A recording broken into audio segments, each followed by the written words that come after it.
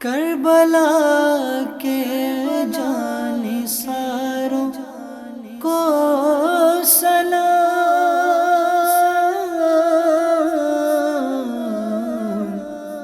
فاطمہ زہرا کے پیاروں کو سلام۔ الحمدللہ رب العالمین والصلاة والسلام علی خاتم النبیین اما بعد فاعوذ باللہ من الشیطان الرجیم بسم اللہ الرحمن الرحیم الصلاة والسلام علیک یا رسول اللہ وعلی آلک واصحابک یا حبیب اللہ الصلاة والسلام علیک یا نبی اللہ وعلی آلک واصحابک یا نور اللہ۔ ناظرین اکرام، پروگرام ہے کربلا والے، اور آج کے ایپیسوڈ میں ہم انشاءاللہ الکریم کرامات امام حسین اور یزید پلید کا انجام سننے کی سعادت حاصل کریں گے انشاءاللہ الکریم۔ پیارے پیارے نبی مکی مدنی رسول عربی صلی اللہ علیہ وآلہ وسلم کا فرمان ہے، نیت المؤمنی خیر من عملی، مسلمان کی نیت اس کے عمل سے بہتر ہے۔ آئیے کچھ اچھی نیتیں کر لیتے ہیں۔ اللہ پاک کی رضا پانے، ثواب کمانے کے لیے بیان سنیں گے، پروگرام دیکھیں گے، جو کچھ سنیں گے اس پر عمل بھی کریں گے اور دوسروں تک پہنچانے کی سعادت بھی حاصل کریں گے انشاءاللہ الکریم۔ فرمان مصطفیٰ صلی اللہ علیہ وآلہ وسلم ہے، بے شک تمہارے نام مع شناخت مجھ پر پیش کیے جاتے ہیں، لہٰذا مجھ پر احسن یعنی خوبصورت الفاظ میں درود پاک پڑھو۔ صلو علی الحبیب صلی اللہ تعالی علی محمد صلی اللہ علیہ وآلہ وسلم۔ ناظرین اکرام، کوشش کیا کریں کہ ہم وقتاً فوقتاً پیارے نبی، سوہڑے نبی مکی مدنی صلی اللہ علیہ وسلم پر درود پاک کے نذرانے پیش کرتے رہیں۔ صلی اللہ علیہ وسلم یہ بھی مکمل درود پاک ہے۔ اگر اسی درود پاک کی تکرار شروع کر دیں تو تھوڑی دیر میں سینکڑوں مرتبہ درود پاک پڑھنے کی سعادت حاصل ہو سکتی ہے۔ کوشش کریں اللہ پاک ہم سب کو کثرت کے ساتھ درود پاک پڑھنے کی سعادت عطا فرمائے۔ حضرت سیدنا امام عالی مقام امام حسین رضی اللہ تعالی عنہ جب مدینہ منورہ سے مکہ مکرمہ کی طرف روانہ ہوئے تو راستے میں حضرت سیدنا ابن مطیع رحمۃ اللہ تعالی علیہ سے ملاقات ہوئی۔ انہوں نے عرض کی، میرے کنویں میں پانی بہت کم ہے، برائے کرم دعائے برکت سے نواز دیجیے۔ آپ رضی اللہ عنہ نے اس کنویں کا پانی ان سے طلب فرمایا۔ جب پانی کا ڈول حاضر کیا گیا تو آپ رضی اللہ تعالی عنہ نے منہ لگا کر اس سے پانی نوش کیا اور کلی کی، پھر ڈول کو واپس کنویں میں ڈال دیا تو کنویں کا پانی کافی بڑھ گیا اور پہلے سے زیادہ میٹھا اور لذیذ بھی ہو گیا۔ سبحان اللہ، کیا شان ہے امام علی مقام، امام تشنکام، امام حسین رضی اللہ تعالی عنہ کی، کہ آپ رضی اللہ تعالی عنہ کی مبارک کلی کی برکت سے کنویں کا پانی نہ صرف بڑھ گیا بلکہ پہلے سے زیادہ میٹھا اور لذیذ ہو گیا۔ سبحان اللہ، آپ رضی اللہ تعالی عنہ کی ذات بابرکت سے وقتاً فوقتاً کرامات کا ظہور ہوتا رہتا تھا، حتیٰ کہ آپ رضی اللہ تعالی عنہ کی ولادت بسعادت بھی کرامت سے کم نہیں ہے۔ جی ہاں، سیدی عارف باللہ نور الدین عبد الرحمن جامی رحمۃ اللہ تعالی علیہ شواہد النبوہ میں فرماتے ہیں، منقول ہے کہ امام پاک یعنی امام حسین رضی اللہ تعالی عنہ کی مدت حمل 6 ماہ ہے۔ حضرت سیدنا یحییٰ علیہ السلام اور امام عالی مقام امام حسین رضی اللہ تعالی عنہ، ان کے علاوہ کوئی ایسا بچہ زندہ نہ رہا جس کی مدت حمل 6 ماہ ہوئی ہو۔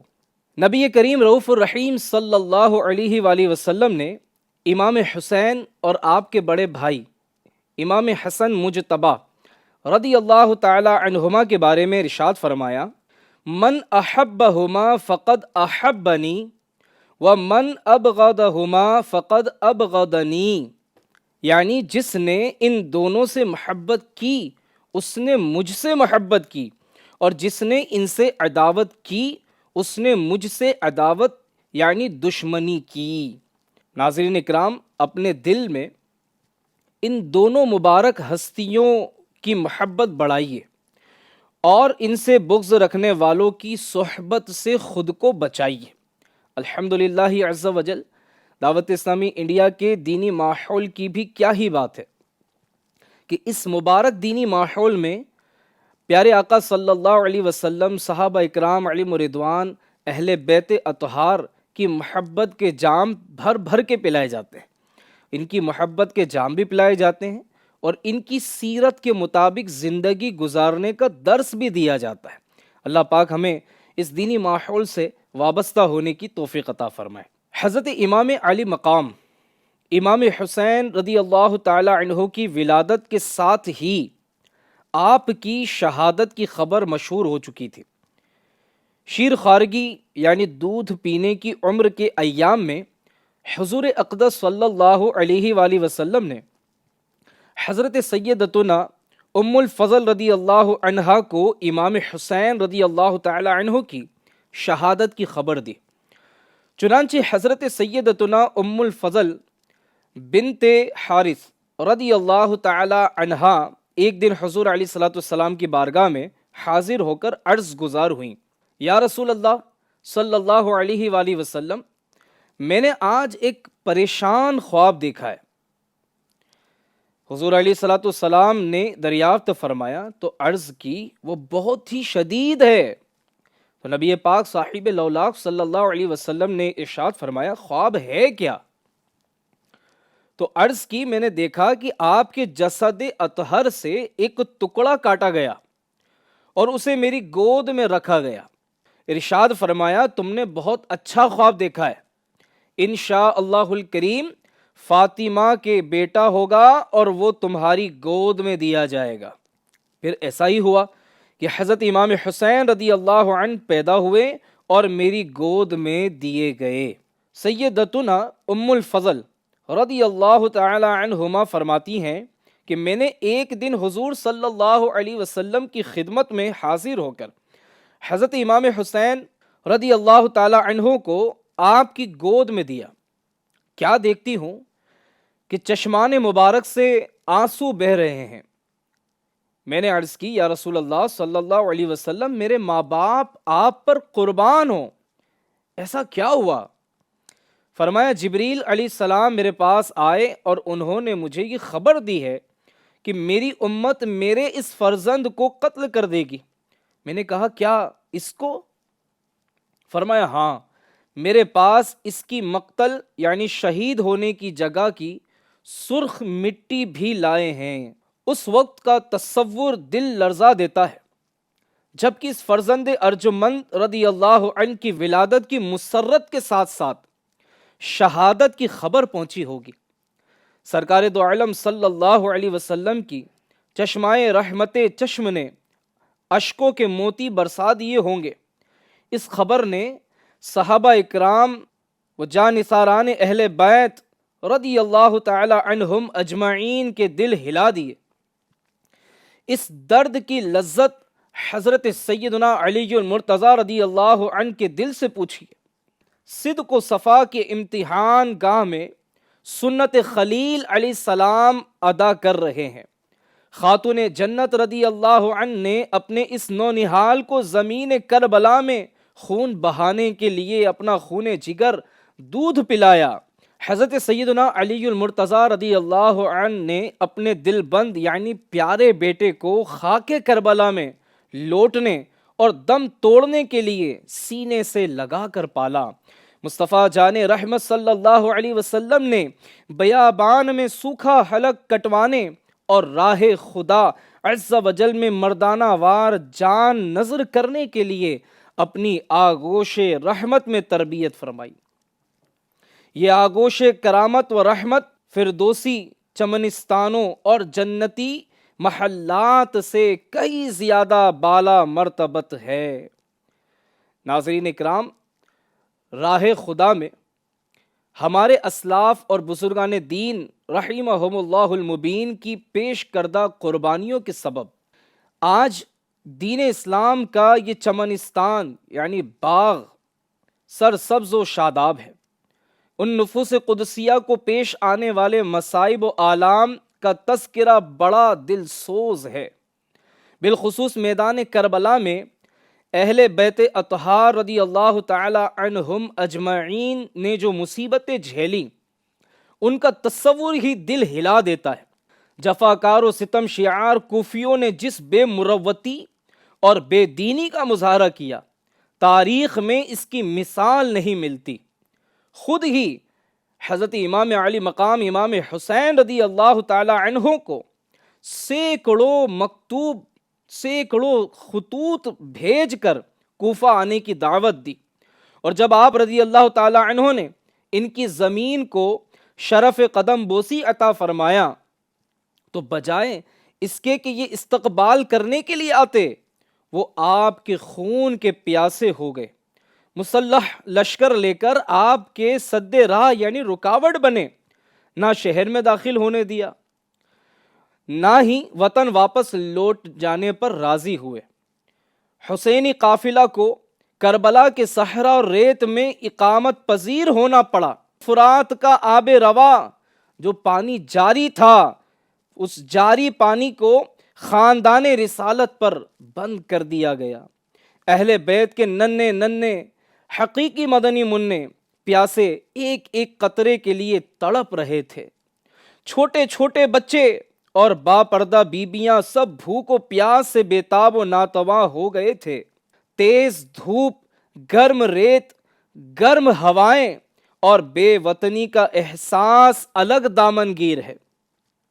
ادھر 22,000 کا لشکر جرار تیغ و سنان یعنی نیزوں اور تلواروں سے مسلح در پہ آزار ہے، یعنی تکلیف و صدمہ پہنچانے کو تیار ہے اور اپنے ہنر آزمانے کا طلبگار ہے۔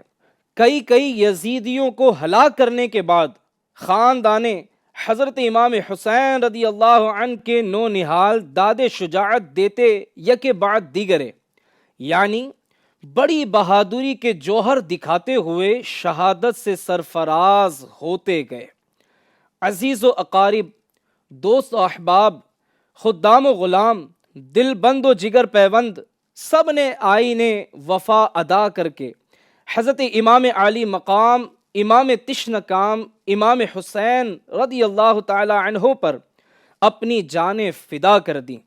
پھر سید عالم صلی اللہ علیہ وسلم کا نور نظر فاطمہ زہرا رضی اللہ تعالی عنہا کا لخت جگر بے کسی و بھوک پیاس کی حالت میں آل و اصحاب کی مفارقت یعنی جدائی کا زخم دل پر لیے ہوئے تلوار ہاتھ میں لے کر لڑنے کو تیار ہو گیا۔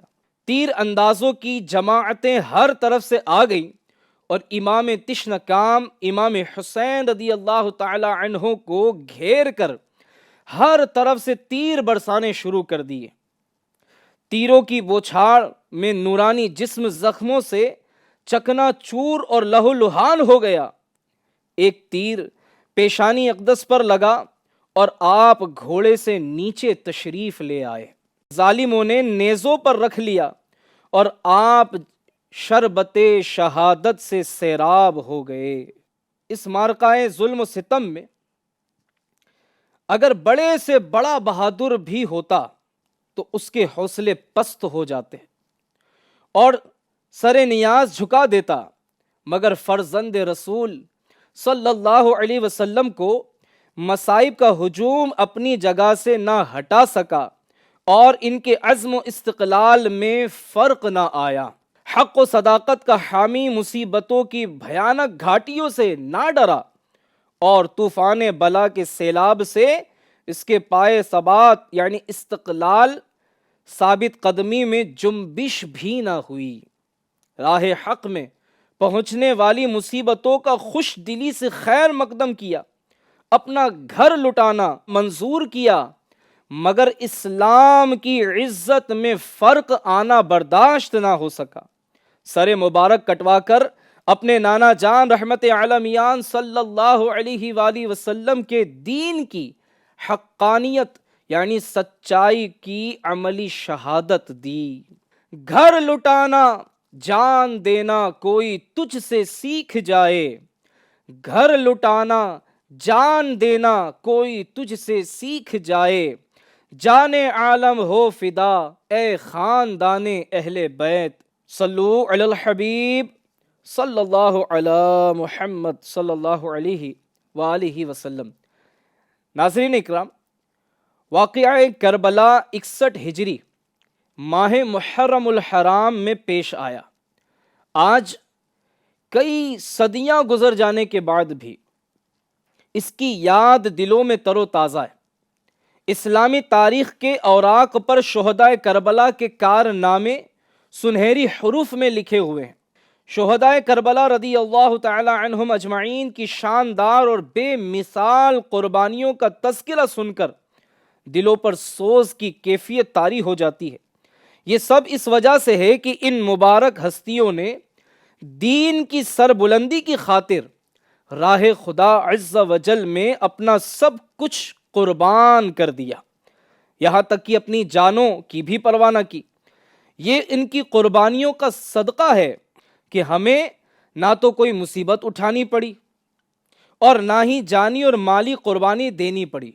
آئیے ہم اس دین کو سیکھنے، سنتوں کی دھومیں مچانے، اپنی اور ساری دنیا کے لوگوں کی اصلاح کی کوشش کے لیے اپنے وقت اور مال کی قربانی دیتے ہوئے عاشقان رسول کے ساتھ راہ خدا میں سفر کرنے والے مدنی قافلوں کے مسافر بنے۔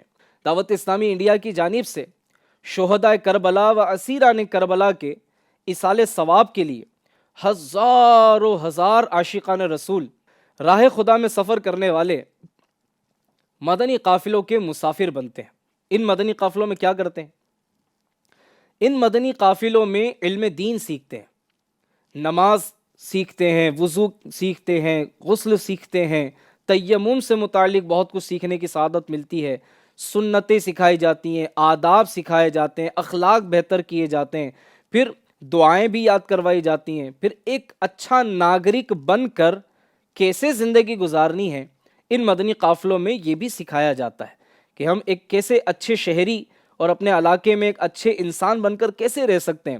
یہ ساری چیزیں مدنی قافلوں میں سکھائی جاتی ہیں۔ ایصال ثواب بھی ہوتا ہے اور قافلے میں سفر کرنے والوں کو اتنے سارے فوائد بھی حاصل ہوتے ہیں۔ میری گزارش ہے کہ ہمارے اسلاف نے دین کو پھیلانے کے لیے، اس کی اشاعت کے لیے، اس کی مضبوطی کے لیے، اس کی حفاظت کے لیے سفر کیے ہیں، قربانیاں پیش کی ہیں۔ ہم بھی وقت کی اور مال کی ہی صحیح قربانی پیش کر کے راہ خدا کے مسافر بن کر برکتیں حاصل کریں انشاء اللہ الکریم۔ صلو علی الحبیب صلی اللہ علی محمد صلی اللہ علیہ وآلہ وسلم۔ ناظرین اکرام، فرزند رسول، جگر گوشائے بتل، چمنستان علی کے مہکتے پھول سیدنا امام حسین رضی اللہ تعالی عنہ اور آپ کے جاں نثاروں پر یزیدیوں نے ظلم و ستم کی انتہا کر دی، مگر خاندان اہل بیت نے ہر مشکل گھڑی میں رضائے الہی اور دین اسلام کی سربلندی کی خاطر صبر و استقلال کا مظاہرہ کیا۔ اللہ تبارک و تعالی نے ان کی شان و عظمت اور اپنی بارگاہ میں قرب و منزلت کو لوگوں پر ظاہر کرنے اور گستاخان حسین رضی اللہ تعالی عنہ کو دنیا و آخرت میں ذلیل و خوار کرنے اور دنیا کو ان کے انجام بد سے آگاہ کرنے کے لیے سیدنا امام حسین رضی اللہ تعالی عنہ کی ذات سے کئی کرامات صادر فرمائی۔ اور مزید سنتے ہیں کہ ان یزیدیوں کا کیا ہوا اور ان کا انجام کیا ہوا۔ کچھ عبرت والے واقعات میں آپ کو بیان کرتا ہوں۔ منقول ہے کہ امام حسین رضی اللہ عنہ میدان کربلا میں یزیدیوں پر اتمام حجت کے لیے جب خطبہ ارشاد فرما رہے تھے تو اسی دوران دشمنوں کی صف میں سے ایک بے باک نے کہا کہ آپ کو پیغمبر خدا صلی اللہ علیہ وسلم سے کیا نسبت؟ یہ کلمہ امام حسین رضی اللہ تعالی عنہ کے لیے بہت تکلیف دہ تھا، اس جملے کو، اس بات کو سن کر آپ کو بڑا رنج ہوا، بڑی تکلیف ہوئی. آپ نے اس کے لیے بد دعا فرمائی اور عرض کی یا رب عز و جل اس بد زبان کو فوری عذاب میں گرفتار فرما. امام حسین رضی اللہ تعالی عنہ کی مبارک زبان سے نکلنا تھا، آپ کا دعا فرمانا تھا، اس کو قضاء حاجت کی ضرورت پیش آئی. گھوڑے سے اتر کر ایک طرف بھاگا اور کسی جگہ قضاء حاجت کے لیے برہنہ ہو کر بیٹھا. ایک سیاہ بچھو نے ڈنک مارا تو نجاست آلودہ تڑپتا پھرتا تھا. اس رسوائی کے ساتھ تمام لشکر کے سامنے اس ناپاک کی جان نکلی، مگر پھر بھی ان سنگ دلوں اور بے شرموں کو عبرت نہ ہوئی. یہ واقعہ، یہ معاملہ دیکھنے کے بعد بھی ان کے دل نرم نہ پڑے. یزیدی فوج کا ایک سخت دل مزنی شخص امام علی مقام رضی اللہ تعالی عنہ کے سامنے آ کر یوں بکنے لگا، دیکھو تو صحیح دریائے فرات کیسا موجے مار رہا ہے. خدا کی قسم تمہیں اس کا ایک قطرہ بھی نہ ملے گا اور تم یوں ہی پیاسے ہی ہلاک ہو جاؤ گے. امام تشنکام امام حسین رضی اللہ تعالی عنہ نے بارگاہ رب الانام عز و جل میں عرض کی، یا اللہ عز و جل اس کو پیاسا مار. امام علی مقام رضی اللہ تعالی عنہ کے دعا مانگتے ہی اس بے حیا مزنی کا گھوڑا بدک کر دوڑا. مزنی پکڑنے کے لیے اس کے پیچھے بھاگا. پیاس کا غلبہ ہوا، اس شدت کی پیاس لگی کہ العطش العطش یعنی ہائے پیاس پکارتا تھا، مگر جب پانی اس کے منہ سے لگاتے تو ایک قطرہ بھی پانی کا وہ نہ پی پاتا تھا، یہاں تک کہ اسی شدت پیاس میں تڑپ تڑپ کر مر گیا. ناظرین اکرام، امام علی مقام امام حسین رضی اللہ تعالی عنہ کی شہادت کوئی معمولی بات نہیں تھی. یہ نواسہ رسول، دل بند فاطمہ، جگر گوشہ مرتضی رضی اللہ تعالی عنہ کی شہادت تھی. آپ اور آپ کے اہل بیت رضی اللہ تعالی عنہم اجمعین نے صبر و رضا کا وہ امتحان دیا جو دنیا کو حیرت میں ڈالتا ہے. راہ حق میں وہ مصیبتیں اٹھائیں جن کے تصور سے ہی دل کانپ جاتا ہے. یہ ایسی شہادت ہے کہ اس نے انسان تو انسان بلکہ زمین و آسمان کو بھی غمگین کر دیا. حضرت سیدنا ابن سیرین رحمت اللہ تعالی علیہ فرماتے ہیں کہ آسمان دو آدمیوں کی شہادت پر رویا ہے. ابن سیرین فرماتے ہیں آسمان دو آدمیوں کی شہادت پر رویا ہے. پہلی بار حضرت یحییٰ بن زکریا علی نبینا و علیہ الصلاۃ والسلام کی شہادت پر، اور پھر حضرت امام علی مقام امام تشنکام امام حسین رضی اللہ تعالی عنہ کی شہادت پر. آپ رضی اللہ عنہ کی شہادت کے بعد 6 مہینے تک آسمان پر سرخی چھائی رہی، اور جب بھی آسمان کی طرف نگاہ جاتی تو یوں محسوس ہوتا جیسے خون آلودہ ہے. اس دن آسمان پر سیاہی چھا گئی اور دن میں تارے نظر آنے لگے اور لال ریت کی بارش ہونے لگی، اور زمین سے جب کوئی پتھر اٹھایا جاتا تو اس کے نیچے سے خون نکلتا. آیا نہ ہوگا اس طرح حسن شباب ریت پر، آیا نہ ہوگا اس طرح حسن شباب ریت پر، گلشن فاطمہ کے تھے سارے گلاب ریت پر. صلو علی الحبیب صلی اللہ تعالی علی محمد صلی اللہ علیہ وآلہ وسلم. ناظرین اکرام، صحابہ و اولیاء اللہ کی ذات سے ان کی زندگی میں تو کرامات کا صدور ہوتا ہی ہے. بعض اوقات ان کے وصال کے بعد بھی اللہ رب العالمین ان کی عقیدت و محبت کو لوگوں کے دلوں میں بسانے کے لیے ایسے خلاف عادت کام ظاہر فرماتا ہے کہ عقل انسانی دنگ رہ جاتی ہے. امام علی مقام حضرت سیدنا امام حسین رضی اللہ تعالی عنہ کی شہادت کے بعد بھی آپ کی ذات مبارکہ سے کئی کرامات صادر ہوئیں. حضرت سیدنا منہال بن عمر رحمۃ اللہ تعالی علیہ فرماتے ہیں، واللہ میں نے بچشم خود دیکھا کہ جب امام حسین رضی اللہ تعالی عنہ کے سر مبارک کو لوگ نیزے پر لیے جا رہے تھے، اس وقت میں دمشق میں تھا، سر مبارک کے سامنے ایک شخص سورہ کہف پڑھ رہا تھا۔ جب وہ اس آیت پر پہنچا، ترجمہ کنز ایمان، کیا تمہیں معلوم ہوا کہ پہاڑ کے کھو اور جنگل کے کنارے والے ہماری ایک عجیب نشانی تھے۔ اس وقت اللہ تعالیٰ نے سر مبارک کو گویائی دی، زبان فصیح سے فرمایا، اعجب من اصحاب الکہف قتلی و حملی، اصحاب کہف کے واقعے سے میرا قتل اور میرے سر کو لیے پھرنا عجیب تر ہے۔ اے عاشقان صحابہ و اہل بیت، ہمارے پیارے پیارے امام علی مقام رضی اللہ تعالی عنہ کی شہادت کے بعد بھی کئی کرامتوں کا ظہور ہوا، جس میں سے آپ کے سر اقدس کا نیزے پر تلاوت کرنا یہ بھی آپ کی کرامت تھی۔ اس کے علاوہ بھی کئی واقعات بیان کیے جاتے ہیں۔ یہاں میں ناظرین سے عرض کرنا چاہوں گا کہ جو امام علی مقام رضی اللہ تعالی عنہ نے دین اسلام کی اشاعت کے لیے، اس کی آبیاری کے لیے، اس کی حفاظت کے لیے اپنے آپ کو قربان کر دیا، اپنے قبیلے کو قربان کر دیا، آپ نیزے پر بھی قرآن کی تلاوت فرما رہے شہادت کے بعد۔ یہ کیسے عاشقان امام حسین ہیں کہ جو قرآن کھول کر نہیں دیکھتے، قرآن پاک پڑھتے نہیں ہیں، قرآن کی زیارت نہیں کرتے، قرآن پڑھنے کا جن کے پاس ٹائم نہیں ہے، وہ امام علی مقام نیزے پر رب کا کلام پڑھیں، رب کا قرآن پڑھیں، اور یہ حسینی کہلانے والا قرآن کی تلاوت نہ کریں۔ بڑی عجیب بات ہے۔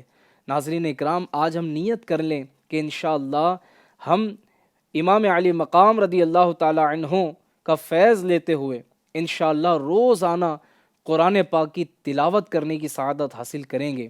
یاد رکھیے، جس گھر میں اللہ تبارک و تعالیٰ کا پاکیزہ کلام قرآن مجید پڑھا جاتا ہے، اس گھر کے مکین یعنی گھر میں رہنے والوں کے لیے کشادہ ہو جاتا ہے، وہاں سے شیاطین بھاگ جاتے ہیں اور برکتیں نازل ہوتی ہیں۔ اور جس گھر میں قرآن کی تلاوت نہیں ہوتی، وہ گھر گھر والوں پر تنگ ہو جاتا ہے، وہاں شیاطین کا ڈیرا ہو جاتا ہے اور وہ گھر والے برکتوں سے محروم ہو جاتے ہیں۔ لہٰذا روزانہ کچھ نہ کچھ ہی صحیح قرآن پاک کی تلاوت کا معمول بنائیے، اور شہدائے کربلا کی شہادت کو یاد رکھیے، کس مقصد کے لیے یہ شہادت ہوئی اسے یاد رکھیے۔ پیارے آقا صلی اللہ علیہ وسلم کے پیارے نواسے اور آپ کے رفقا کے ساتھ جو کچھ ظلم و زیادتی کا معاملہ ہوا، اس کے پیچھے کیا وجہ تھی؟ وہ یہی تھی نا کہ امام علی مقام رضی اللہ تعالی عنہ نے یزید پلید کے ہاتھ میں ہاتھ نہ دیا، اس کی بیعت نہ کی۔ یزید عیاش تھا، جواری تھا، شرابی کبابی تھا، بے نمازی تھا، اور یہ وہ بے حیا قسم کا انسان تھا کہ جس کے ہاتھ میں امام علی مقام کیسے ہاتھ دے سکتے تھے؟ میرے پیارے ناظرین، ہمیں بھی اس واقعے کو سمجھنے کی ضرورت ہے کہ امام علی مقام رضی اللہ تعالی عنہ نے اپنا سر قربان کرنا، اپنے قبیلے کو قربان کرنا تو گوارا کیا، لیکن اس عیاش، مکار اور شریعت کے خلاف زندگی گزارنے والے کے ہاتھ میں ہاتھ نہ دیا۔ یہاں سے ہمیں یہ درس بھی ملتا ہے کہ ہم نے شریعت پر چلنا چاہیے، شریعت کے مطابق زندگی گزارنی چاہیے۔ پھر سامنے والا اگر بے عمل ہے تو اس کے پریشر میں آ کر ہم نے شریعت کے خلاف نہیں جانا۔ اللہ پاک ہمیں عمل کی توفیق عطا فرمائے، ہمیں نیک اعمال کی توفیق عطا فرمائے، شہداء کربلا کا فیضان عطا فرمائے، اور ان کی شہادت کا جو مقصد ہے، جس وجہ سے اتنا بڑا سانحہ ہوا، ان باتوں کو یاد رکھنے کی ہمیں توفیق عطا کرے۔ آمین بجاہ خاتم النبیین صلی اللہ علیہ وآلہ وسلم۔ صلو علی الحبیب صلی اللہ تعالی علی محمد صلی اللہ علیہ وآلہ وسلم۔ کربلا کے جانثاروں کو سلام،